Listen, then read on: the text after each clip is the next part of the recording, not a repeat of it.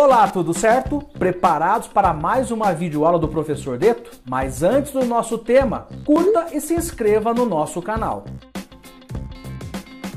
O tema da nossa videoaula é sobre o dinamismo territorial do Brasil, as etapas de ocupação territorial. No começo da colonização portuguesa, os portugueses tinham uma linha definida juntamente com os espanhóis chamado Tratado de Tordesilhas, que é essa linha traçada aqui no sentido dos meridianos, que dizia que as terras que estão à direita pertencem a Portugal e as terras à esquerda pertencem à Espanha. Então, no século XVI, os portugueses estabeleceram o quê? Essas faixas no sentido horizontal, que nós vamos chamar de capitanias hereditárias. Então eu posso considerar essa a primeira divisão territorial estabelecida pelo colonizador para que ele pudesse manter o domínio e ao mesmo tempo explorar cada uma dessas áreas de acordo com seus interesses. Este mapa revela a economia brasileira no século XVII, lembrando que o Brasil era uma colônia de exploração e o objetivo era escoar as matérias-primas, tudo aquilo que os portugueses produziam nessa faixa litorânea, para ser levada para Portugal, ser levada e comercializada na Europa. A ocupação da região marginal ao rio Amazonas. Então o rio favorecia a ocupação interna, era possível navegar pelos rios amazônicos e explorar os recursos aqui. Então nós vamos perceber aqui na legenda que as drogas do sertão era atividade praticada nessa faixa. Enquanto que aqui no litoral havia principalmente a cana-de-açúcar, a pecuária um pouquinho mais voltada para o sertão. Olha só aqui o Rio São Francisco totalmente ocupado pela pecuária, além de algumas áreas onde praticava-se a exploração do pau-brasil, aliás, a primeira atividade extrativa que interessou aos portugueses, e algumas áreas de mineração.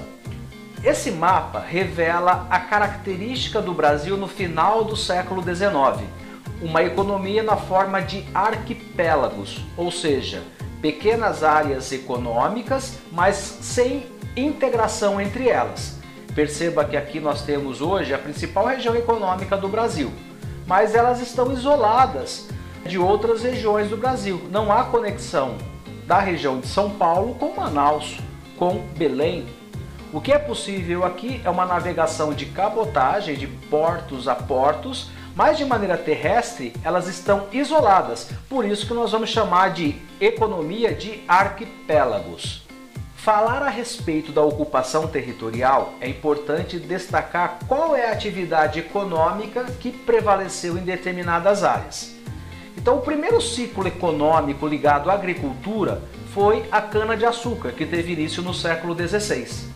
A mineração teve início no século XVIII. E o café surgiu no final do século XIX e começo do século XX. Então a cana-de-açúcar ficou muito presente no litoral.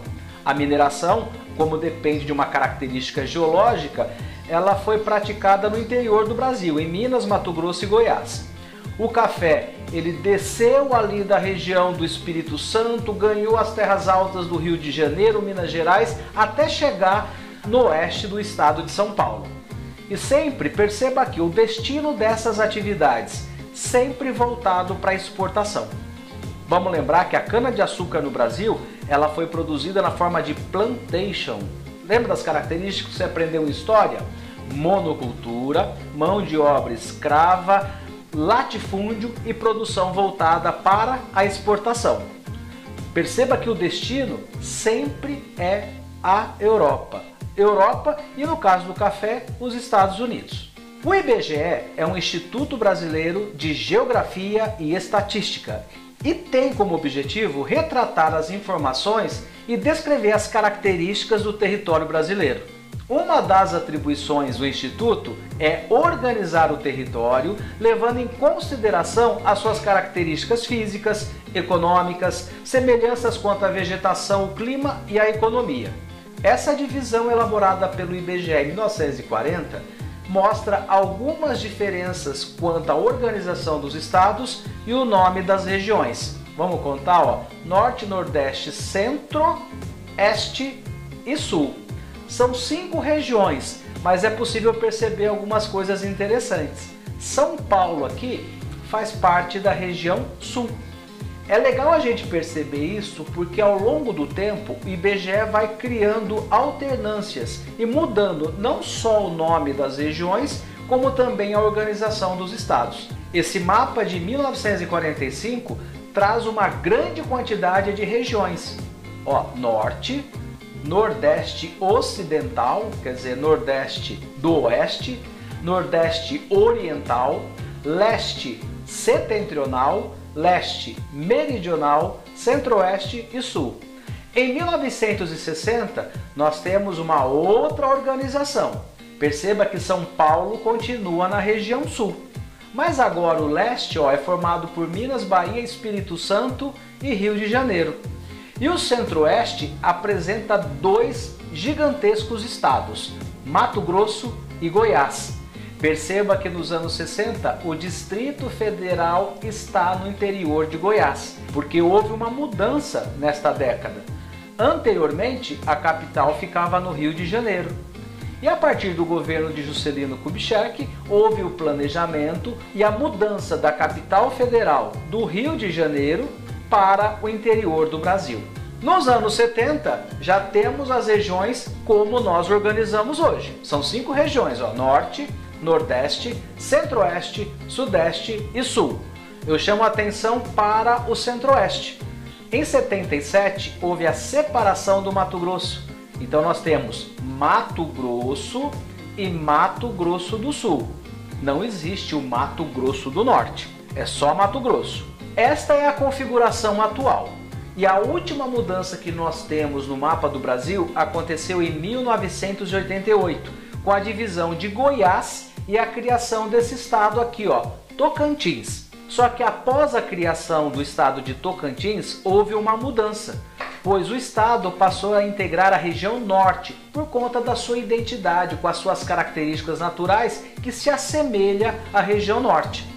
Então, nessa configuração, norte com 7 estados, nordeste 9 estados, centro-oeste 3 estados e mais o Distrito Federal, sudeste 4 estados e a região sul com 3 estados. Essa divisão é chamada de complexos regionais. Ela foi criada em 1967 por Pedro Pinchas Geiger. E um dos diferenciais é que ela não obedece rigorosamente os limites dos estados. Olha só, vou pegar aqui Minas Gerais. O norte de Minas Gerais faz parte do Nordeste, enquanto que o sul do Mato Grosso faz parte do Centro-Sul. Veja que o Maranhão dividido, uma parte no complexo nordestino e a outra parte no complexo amazônico. Então o critério utilizado pelo Pedro Pinchas Geiger, fatores históricos, sociais e econômicos. O Nordeste como a porta de entrada da colonização lá no século XVI. O Centro-Sul como a região mais dinâmica de desenvolvimento industrial, agrícola, a região mais povoada e mais desenvolvida. E a região amazônica que conserva suas características ligadas à atividade primária, extrativismo e agropecuária. O professor Milton Santos criou uma divisão que ele chama de Os 4 Brasis.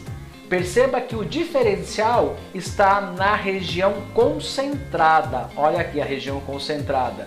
Ela pega o Rio Grande do Sul, Santa Catarina, Paraná, São Paulo, Minas Gerais, Espírito Santo e o Rio de Janeiro.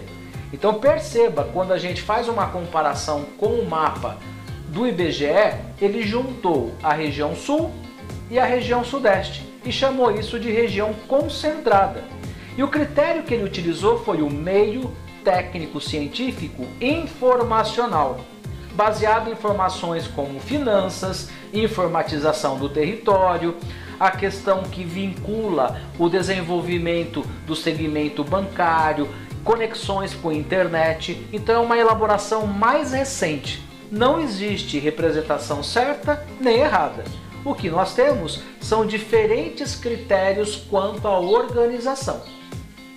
Então, para resumir e encerrar, esse mapa representa a divisão do IBGE, com 5 macro-regiões: Norte, Nordeste, Centro-Oeste, Sudeste e Sul. Este traz os complexos regionais, Complexo Amazônico, Complexo do Nordeste e o Complexo do Centro-Sul.